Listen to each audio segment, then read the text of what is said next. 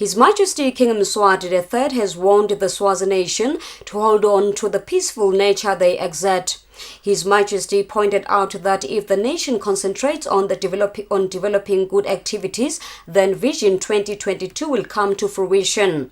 The King mentioned this during his 49th birthday celebration held at Siteki.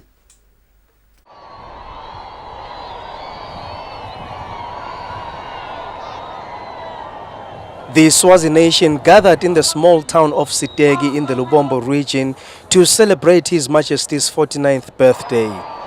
The national ceremony drew large crowds from all across the kingdom and beyond Swaziland's borders. His Majesty's 49th birthday signifies the growth of the nation, which also gained independence 49 years ago. Addressing the nation in the event, which was attended by Her Majesty, Emakhosikati and foreign dignitaries, the King warned the nation against losing peace, which is difficult to regain once it has been lost, as witnessed in other countries.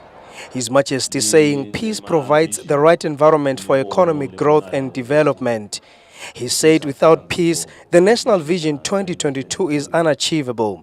The King called on African nations and Swaziland's development partners to help the country achieve the National Vision 2022.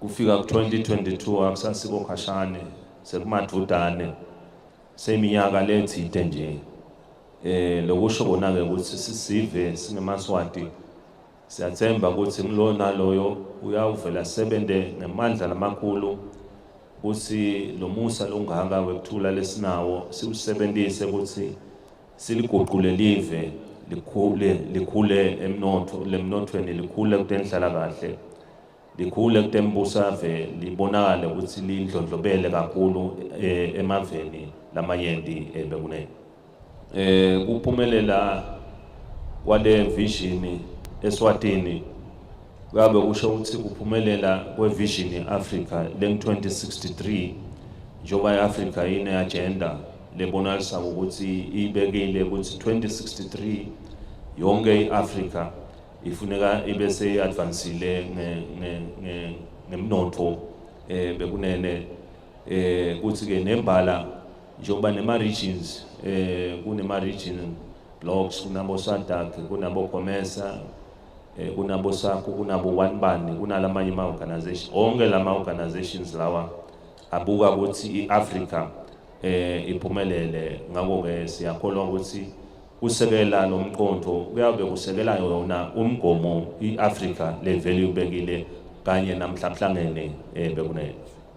His Majesty officially blessed health projects in the Lubombo region, which cost 67 million emalangeni.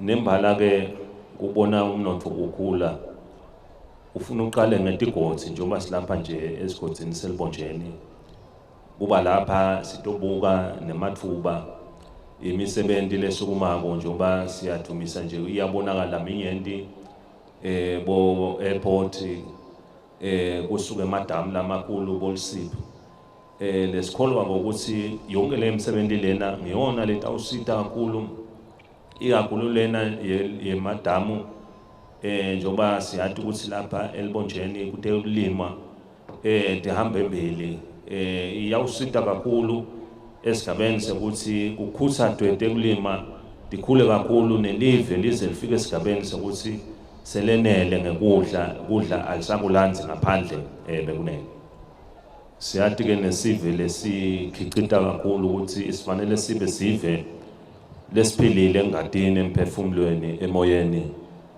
bekunene ngaleso sigaba kuyimvokotho lenkulu ukuthi lemisebenzi lebonalisa ukuthi ilungisiwe lebonala ngokuthi yemtholampilo lebonala ngokuthi itawusita sive lebonala ngokuthi ibite timali letibo 67.7 million emalangeni letfake kathi kuphuka emanyeveni nakumambane lapho kubusiswe khona kusekwakhiwe imisebenzi ukuthi elangeni leli sithi ke nayo leyo misebenzi njengoba sevele yasebenza asilithathe lethuba lekuyibusisa bekunene.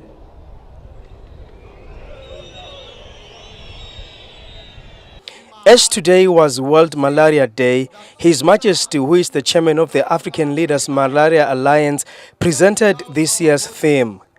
This will surely be a day not to be forgotten for some inmates, as the King also announced a royal pardon for inmates who will meet certain requirements. The Prime Minister, Dr. Barnabas Sibusiso Dlamini, said the nation is grateful to the King, who has successfully led it towards sustained development. Lilanga lelikhulu leli nine bekunene lapho sibuke emuva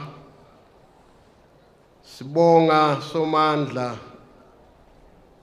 kuthi kuleminyaka lengemashumi lamane nemfica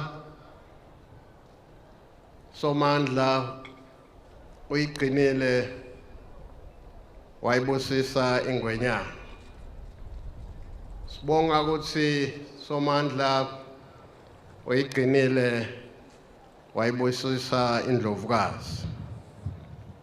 Wena kunene sibonga kwedlula lapho kukhumbula emuva eMswati esuka enhla neAfrika wena kunene sokwedlula emakhulukhulu eminyaka somandla awahola emakhosi eMswati ewuka aze atinda lapha eSwatini. Ngwenyama ndona Ndlovukazi Mhlekazi akusinto lencane leyo esiveni seMswati. Kungako nine bekunene sikhanza ukuthi lelanga libalulekile lapho eMswati onke emile ngwenyama asho kona ukuthi ayakuthanda futhi ayabonga ukuthi waholile live liyathuthuka live wena kunene linekuthula. Their Majesties and the nation witnessed colorful entertainment activities which included drills from the Guard of Honor. Reporting for Swazi TV News, I'm Sandila Makanya in Siteki.